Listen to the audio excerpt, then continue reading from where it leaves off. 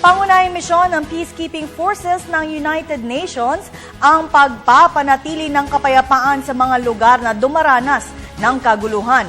Ang Pilipinas ay isa sa mga bansa na aktibong nakikiisa sa layuning ito. Ang tungkulin at sakripisyo ng mga Filipino peacekeepers narito sa report ni Benj Bondo.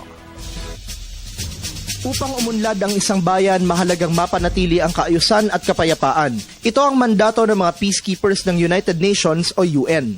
Sa ilalim ng pamamahala ng UN Security Council, pangunahing tungkulin ng tinaguriang Blue Helmets na protektahan ang mga sibilyang naiipit sa kaguluhan, tiyakin ang pagpapatupad ng batas at umayuda sa pagbuo ng mga kasunduan tungo sa kapayapaan sa mga lugar na apektado ng tensyon. May mga prinsipyong nagsisilbing batayan ng pagsasagawa ng peacekeeping missions ng UN. Una rito ang pahintulot mula sa magkakabanggang mga partido para sa pagde-deploy ng mga tropa ng UN sa mga teritoryong balot ng kaguluhan. Dapat ring neutral o walang papanigan sa mga estadong dawit sa iringan ang mga UN peacekeepers. Hindi rin dapat gumamit ng dahas sa mga peacekeepers sa pagganap sa kanilang tungkulin maliban na lamang kung kinakailangan tulad ng self-defense. Sa pagkakatatag ng United Nations noong 1945, isa ang Pilipinas sa mga bansang lumagda sa karta nito.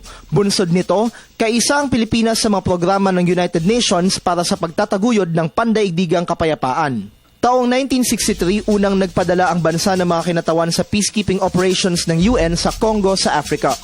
2008 naman nang lumagda ang Pilipinas at UN sa isang kasunduan kung saan magpapadala ang bansa ng mga tropa nito upang umalalay sa mga misyon ng UN peacekeepers kung kinakailangan.